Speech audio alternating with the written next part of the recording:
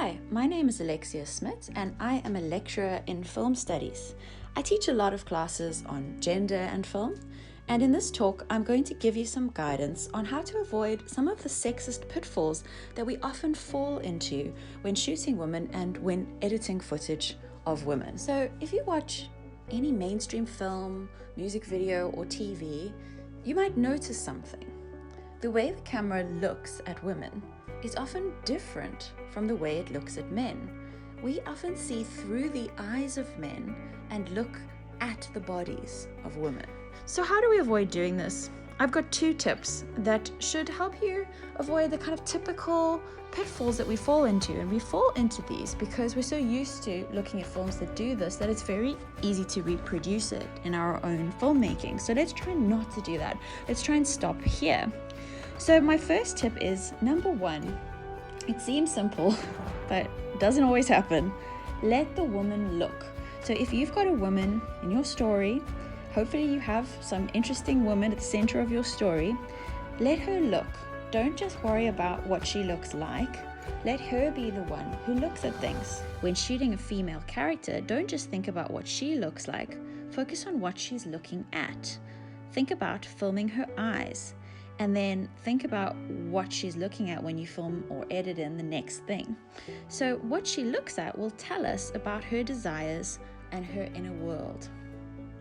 Okay, and then the second tip that I have is let her be a whole. And of course we all want to be whole beings with inner lives, but when I say let her be whole, I actually mean it quite literally in terms of how a woman's body and face appear on screen. So what you might also notice watching a lot of mainstream films is that they cut women's bodies up into lots of sexy parts. So you're probably going to be familiar with a shot like this. You see a man looking, and then you see the camera, and it catches a woman's foot in high heels, and then the camera moves up the foot and we see the ankle, and then we see the leg and it goes up, and there's some kind of like saxophone music or something in the background, and as it goes up we slowly get to her face, but we have to first go on a tour of all her body parts before we get to see her as a whole person. Let your woman be whole first. Introduce her with her face or with her whole body doing something, contributing to the action.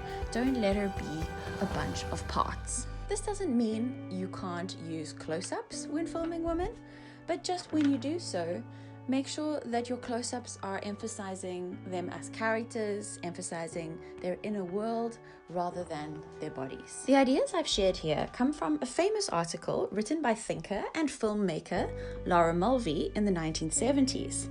I've put the information together in a way that I think would be most useful and practical for filmmakers, but if you'd like to read more on feminist film theory, I've included some links below the video, so go and check that out.